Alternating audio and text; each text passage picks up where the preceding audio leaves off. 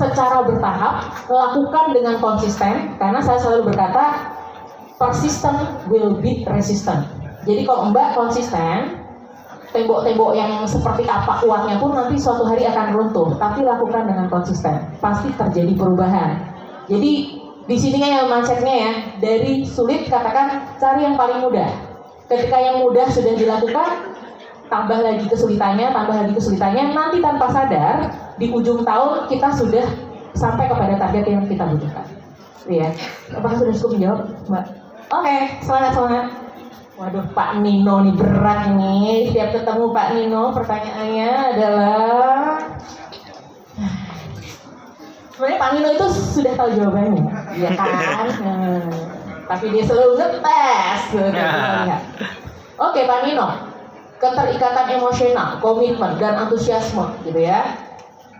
Apa yang harus dilakukan ketika kita melihat karyawan tidak melakukan fungsi apa yang harus dilakukan dan dia tidak punya motivasi? Jadi ketika kita lihat orang tidak melakukan tugasnya, tidak punya motivasi, pertanyaan pertama adalah why? Dan why-nya karena kita usernya, apakah itu karena kita? Gitu ya. Kadang kalau kita adalah user, kita punya bawahan, orang ini tidak termotivasi karena apa? Apakah lingkungan di samping kanan kirinya, atau tanpa kita sadari sebenarnya kitalah penyebabnya dia menjadi tidak termotivasi. Jadi tanyakan why-nya. Misalnya dia nggak mau melakukan, kita tanya, oke, boleh tahu nggak kendalanya seperti apa? Makanya kalau kita belajar leadership, PR pertama adalah kemampuan untuk bertanya, menggali. Jadi jangan langsung jump into conclusion, jangan ambil kesimpulannya apa, tapi tanya dulu. Jadi jangan merasa kita bisa membaca pikiran orang, termasuk anak buahnya kita. Jadi kalau kita nggak tahu, kita tanya, oke, kamu tidak mau melakukan hal ini, boleh tahu nggak alasannya apa, kendalanya apa, dan kamu supaya ini bisa dilakukan butuh bantuan apa dari saya, gitu ya. Jadi ketika kita lakukan, itu dia tidak akan punya alasan untuk tidak melakukan, karena Bapak sebagai atasan atau usernya itu sudah open bahwa anything I can support, yang penting kamu melakukan ini. So apa lagi kendalanya, apa alasannya, apa excuse-nya. Jadi buat dia nggak punya excuse karena Bapak full support sama dia, gitu ya. Itu yang pertama. Yang kedua adalah kalau orang engagement killer and ignorance, sebagai anak buah harus melakukan apa? Karena sebagian besar karena clash sama atasan gitu ya. Jadi clash sama atasannya kita bisa lihat case per case. Jadi sebelum kita jengkel sama atasan kita, kadang kita membayangkan kalau kita jadi dia, kita jadi atasannya, punya anak buah seperti kita, gitu ya. Kira-kira kita akan bersikap sama seperti dia atau enggak? Jadi misalnya kita lupa gitu ya, harusnya for your information atau for your approval gitu ya, dan kita mungkin ada lupa skip. Jadi kalau kita digituin sama anak buah kita juga oke, ya berarti oke. Tapi kalau kita sendiri digituin sama tim kita juga marah, mungkin ada yang harus dirubah dalam diri kita supaya atasan juga bisa accept kita gitu. Maksudnya kita kembalikan lagi review. Kalau kita nggak suka digituin, kita jangan gituin. Nah kadang manusia itu egois gitu ya. Kita suka gitu sama timnya kita, tapi ketika atasannya gituin sama kita nggak terima. Jadi kita lihat tadi clash sama atasan. Jadi Bapak sebenarnya menanyakan ketika kita clash dengan atasan apa yang harus dilakukan gitu ya? Atau apa nih Pak pertanyaannya?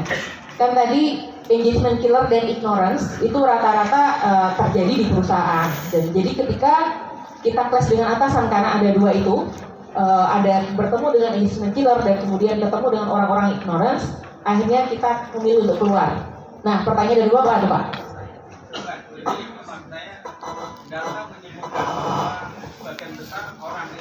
Oke, riset ya, data riset ya. Oke. Supaya data statistik turun. Jadi orang resign karena adalah masa kerja, bukan karena adanya perbedaan pandangan dan alasan. Apa saja yang bisa kita sampaikan kepada mereka? Oke, jadi hasil riset. Jadi Bapak yang tadi katakan adalah hasil riset dan suggestion kita untuk orang yang meriset apa nih Pak? Untuk mereka, kita kan berpikir ya, orang yang masih muda, dia plus dengan atasannya, dia jadi melakukan resign. Tidak mungkin dia akan lawan dengan tembok misalnya. Iya. Dia ada resign. Kalau hal ini sering terjadi, maka apa gunanya people development dengan perusahaan? Ini yang jadi catatan yang harus kita jadi perhatian di orang kita. Oke. Apa yang harus kita suggestkan buat mereka? Oke, kita berarti Bapak berbicara tentang peran HR ketika banyak timnya kita yang ketika kita baca exit clearance-nya, mereka sebenarnya resign karena clash sama atasannya, gitu ya. Bagaimana kita menyikapinya supaya nggak keluar masuk tadi kan? Keluar masuk. Oke. Jadi pertama, kalau kita tahu bahwa orang ini rata-rata keluar masuk karena leadernya, itu kan leadership kan? Berarti kan level leadershipnya masih rendah, Pak. Kadang tidak harus diganti. Jadi tidak harus diganti. Tunggu dulu. Leadership, percaya tidak percaya, kalau kita tidak pernah ketemu dengan figur leader yang baik, tidak pernah dapat contohnya, kita sendiri akan sulit menjadi leader yang baik. Saya bisa sampai di satu titik karena saya bertemu dengan orang yang mentoring saya dan saya bisa lihat, oh, how-nya gimana, cara ngelit itu harus gimana. Oh, kok kalau cara ngomong ini kok aku gampang terima ya. Jadi ketika para leader, terutama para senior manager gitu ya, terutama ya, yang ada di masing-masing departemen, kita cek dulu apakah dari HR pernah memberikan training leadership kepada mereka. Karena saya cek di setiap perusahaan, rata-rata leadership itu selalu dikasih untuk level-level bawah saja, gitu ya. Selalu yang dikumpulkan, yang disuruh belajar leadership siapa? Foreman, leader, mentok-mentok di supervisor, manajernya nggak mau belajar lagi. Kenapa nggak mau belajar? Sudah pinter banget, maha tahu, maha mampu, gitu ya. Jadi kalau kita melihat, kita ingin merubah HR, peran HR-nya seperti apa? Kalau kita lihat bahwa manajernya membutuhkan untuk dikasih lihat contoh leadership yang baik, atau kalau di dalam nggak punya, dia harus dapat trainer internal yang baik untuk bisa mengajarkan leadership. Jadi dia bisa know how-nya, tahu gimana caranya. Karena dulu saya waktu belum ketemu dengan mentor, saya juga belajar dari pengalaman. Atasan saya dulu memperlakukan kayak gini, saya perlakukan lagi ke orang lain. Oh, itu atasan memang harus begitu. Orang saya dulu gituin kok, harus dibentak-bentak, ini baru jalan ya. Saya gitu lagi ke orang gitu ya. Karena apa? Itu sepertinya warisan, legacy. Orang gitu ke kita transfer lagi ke orang lain. Kalau Bapak mau jadi HR yang strategis, mau nggak mau Bapak harus memulai dari mentraining orang-orang kunci di perusahaan.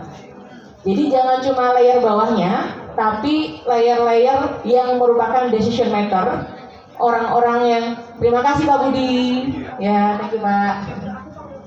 Jadi kita akan mulai dari orang-orang kuncinya. Saya sudah keliling banyak ratusan perusahaan, rata-rata training leadership rata-rata adalah untuk leader dan foreman dan supervisor. Manager jarang ada yang mau di training leadership, karena saya sudah leader selama 20, 30, 40 tahun gitu ya. Padahal itu mungkin bukan leadership, mandorship. Oke, sudah menjawab Kak Ino. Oke, thank you. Oke, terima kasih sekali. Luar